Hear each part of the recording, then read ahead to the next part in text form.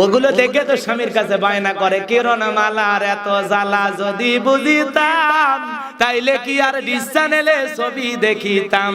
স্বামী আমার গরিব মানুষ, পকেটে নাই টাকা, কেমনে আমায় কিনে দেবে কিরণ মালার জামা? আছে না নাই? স্বামী চিন্তা করে বউ যদি এই স্লোগান দেয় আমারও তো দেওয়া দরকার। এইবার ডেকে বলে, সাথী তুমি রাগ করো না, খোলো তোমার আঁখি, তোমার জন্য আনবো কিনে নতুন জামা পাখি।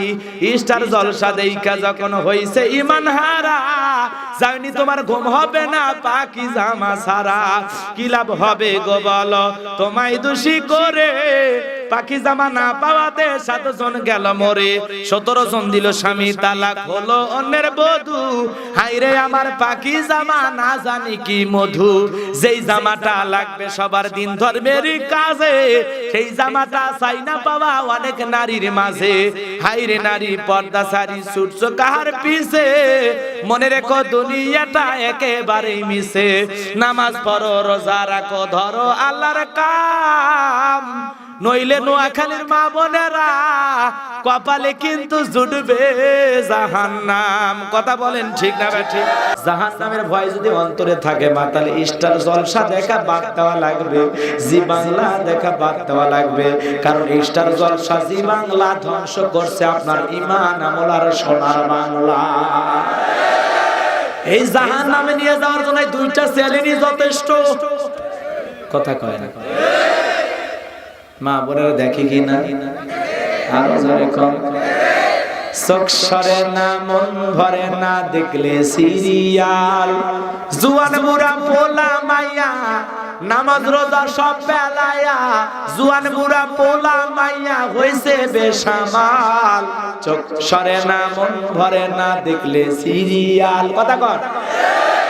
বউ শাশুড়ি বৈশা বৈশা দেখে মেলন তিথি, না বুঝিয়া পিচ্ছি পোলা খোঁজে জীবন সাথী। বউ শাশুড়ি বৈশা বৈশা দেখে মিলন তিথি, না বুঝিয়া পিচ্ছি পোলা খোঁজে জীবন সাথী। আরো আছে রাখি বন্ধন, এ জানবাই নতুন কান্দন, পুরলো রে কপাল। চোখ সরে না মন ভরে না দেখলে সিরিয়াল। কথা কর। সিরিয়ালের নেশায় পয়রা ধরলো প্রেমের জ্বালা, দেশটারে বাসাইয়া গেল হাইরে কিরণ মালা। সিরিয়ালের নেশায় পয়রা ধরলো প্রেমের জ্বালা, দেশটারে বাসাইয়া গেল হাইরে কিরণ মালা।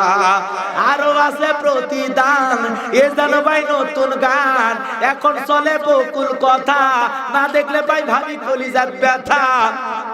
পুরলো রে কপাল। চোখ সরে না মন ভরে না দেখলে সিরিয়াল, জুয়ান বুড়া পোলা মাইয়া কোরআন হাদিস সব ফেলাইয়া, জুয়ান বুড়া পোলা মাইয়া নামাজ রোজা সব পার সারিয়া হইছে বেসামাল। চোখ সরে না মন ভরে না দেখলে সিরিয়াল। সালাম মানে শান্তি, সালাম হলো আল্লাহর নাম। আমার ভাইরা হযরত আলী সালাম দেওয়ার পর ফাতেমার 2টা হাত হযরত আলী ধরে মুসাফা করলো। এত সুন্দর করে ফাতেমা সেদিন সেজেছিল। হযরত আলী ফাতেমাকে দেখার পর 2টা চোখ জোড়ায় বলে, ফাতেমা আজকে এত সুন্দর করে সেজে আছো, 2টা হাত বাড়াইলাম, ফাতেমা আসো আমার বুকের ভিতরে আসো। হযরত আলী ফাতেমাকে বুকের সাথে চেপে ধরার পর ফাতেমা ডেকে বলে, স্বামী গো আর কোনদিন আপনার ফাতেমা আপনার জন্য সাজবে না। এই কথা শোনার পর হযরত আলী ডেকে বলে, ফাতেমা তুমি কি বলতে চাও? ফাতেমা ডেকে বলে, স্বামী গো তুমি কি জানো না জন্মিলে মরতে হবে, আমার তো একদিন চলে যাওয়া লাগবে, আমার যাওয়ার সময় হয়ে এসেছে। কিন্তু যাওয়ার পূর্বে আমি আপনাকে বলি, স্বামী গো আমি যদি মারা যাই ও স্বামী বেশি মানুষকে জানাজা দেবার জন্য ডাকবেন না, ও স্বামী অল্প কয়েকজন মানুষকে ডাইকা জানাজা দেবেন। হযরত আলী ডেকে বলে বিবি রে শোনো, তুমি কি কথা বলতে চাও? ও বিবি তুমি কি কথা বলতে চাও? তুমি যদি চলে যাও আমি আলীকে ভালোবাসার মতো আর কেউ থাকবে না। রাতের বেলায় আমার পায়ে কে জয়তুনের তেল মালিশ করে দিবে? ফাতেমা হযরত আলীর পায়ে জয়তুনের তেল লাগায় দিত। আলী ডেকে বলে বিবি তুমি খাতুনে জান্নাত হয়েও কেন রাতের বেলায় ঘুম জায়গা আমার পায়ে তেল মালিশ করে দিতেছো, ব্যাপার কি? ফাতেমা ডেকে বলে স্বামী গো, আল্লাহ পাক আমাকে খাতুনে জান্নাত বানাইছে এটা আমি জানি, আর তুমি স্বামীর খেদমত করার পর জান্নাত পাবো এটা আমি মানি। এই কথা শোনার পর হযরত আলী ডেকে বলে তুমি যদি চলে যাও তাহলে আমার হাসান হোসেন কাকে মা বলে ডাকবে?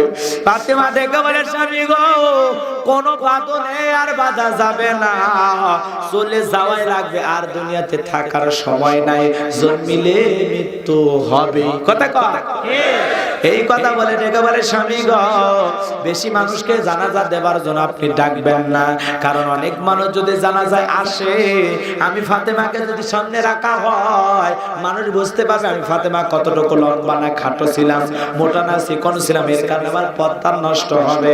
কারণ হলো একদিন আমি আমার বাবার বাড়িতে গেলাম, যায় দেখি আমার বাবা বিশ্ব নবী রহমতের নবী দয়ার নবী মায়ের নবী দুইটা চোখের পানি ছেড়ে দিয়া নবীজির দাড়ি বেয়ে বেয়ে পানি পড়তেছে। আমি ডেকে বললাম বাবা আপনার কি হয়েছে, আপনি কেন কান্নাকাটি করেন? বিশ্ব নবী ডেকে বলে মা তোরে কিভাবে বলবো? ফাতেমা ডেকে বলে বাবা কি হয়েছে? আমার মা খাদিজা মারা গেছে এই জন্য কান্দেন, চাচা আবু তালেব বড় ভালোবাসতো এই জন্য কান্দেন। ডেকে বলে না মা না, আমি তোর মা খাদিজার কথা মনে পড়ে কান্দি না, আমি আমার চাচা আবু তালেবের কথা মনে পড়ে কান্দি না, আমি কান্দি মা মেরাজ করতে আমাকে যখন নিয়ে গেল, জিবরাইল যখন জান্নাতে ঢুকাইলো মা, জান্নাত থাকার পর দিলটা হয়ে গেল খুশি, নিয়ামত দেখলাম বেশি, আল্লাহর কাছে দোয়া করলাম বেশি, আমার গুনাহগার উম্মত যেন সবাই হয় জান্নাতবাসী। কিন্তু মা আমাকে যখন জাহান্নামে প্রবেশ করানো হলো মা, আমি জাহান্নামের ভিতরে তাকায় দেখি মা জাহান্নামী নারীদের সংখ্যাই হলো বেশি। ও মা আমি তাকায় দেখলাম জাহান্নামে নারীদের সংখ্যা বেশি মা। আমি তখন একবার এদিক তাকাইলাম ওদিক তাকাইলাম, শুধু নারীদেরকে বেশি জাহান্নামে দেখলাম। এক শ্রেণীর নারীদের দেখি মা চুলের মুঠি আসমানের দিকে তুলে ধরা হয়েছে মা, পা থেকে মাথা পর্যন্ত জাহান্নামের আগুন দাউ দাউ করে জ্বলে। মহিলার চিৎকারে মনে হয় আসমান জমিন ভেঙে পড়বে মা। গরম পানি যেরকম থকবক থকবক করে জাহান্নামের আগুনে পড়তেছে, আর মহিলারা এরকম থকবক থকবক করতেছে। নাউজুবিল্লাহ নাউজুবিল্লাহ। জাহান্নামের আগুনে জ্বলতেছে বাজার। বিশ্বনবী ডেকে বলে আমার সাহাবীরা, বিশ্বনবী ডেকে বলে ভাই জিবরাইল এই জাহান্নামে নারীদের সংখ্যাও দেখলাম বেশি, এদের কষ্ট আযাবও দেখলাম বেশি, কি কারণে নারীদের এইভাবে শাস্তি দেওয়া হয়? জিবরাইল ডেকে বলে নবী গো এই সমস্ত নারী তো তারাই যারা দুনিয়াতে বেপরদায় চলাফেরা করতো, মাথায় পর্যন্ত কাপড় দিত না। নাউজুবিল্লাহ। এই কথা শোনার পর ফাতেমা ডেকে বলে বাবা মাথায় কাপড় না দেওয়ার কারণে যদি জাহান্নামে নারীদের এই শাস্তি হয়, ও বাবা আজ থেকে আমি ফাতেমা আরো বেশি পর্দার প্রতি যত্নবান হব। এই কথা বলে ফাতেমা চোখের পানি ছেড়ে দিয়া কান্দে আর বলে বাবা দুনিয়ার কোন নারী তো জাহান্নামের শাস্তি সহ্য করতে পারবে না। ও বাবা আমি ফাতেমা আজ থেকে বেশি করে পর্দার প্রতি গুরুত্ব দেব, যত্ন বাড়াবো।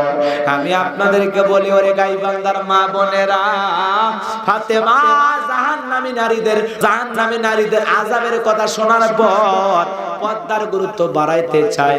আজকে কি সেই আলোচনা শোনার পর আপনারা কি পারবেন না মা একটু সুন্দর করে পর্দা করতে, ঢিলা ঢালা বোরকা পরতে, পা থেকে মাথা পর্যন্ত হাত মোজা পরতে, পা মোজা পরতে, শুধু দুইটা চোখ বের করে পর্দা করবেন মা। আপনাদেরকে বলে যায় খাস পর্দা করবেন মা, ফাঁস পর্দা করবেন। নিজের চেহারা, নিজের চেহারা, নিজের দেহ, নিজের রং ঢং মানুষের সামনে কখনো প্রদর্শন করবেন না। আজকে রূপ যৌবন সুন্দর আছে মা, একদিন কিন্তু থাকবে না, যৌবনে ভাটি পড়ে যাবে। কথা কন ঠিক না বেঠি? এজন্য সবার কাছে বলে যায় পর্দার মা বোনের আলোচনা শুনতেছেন মা,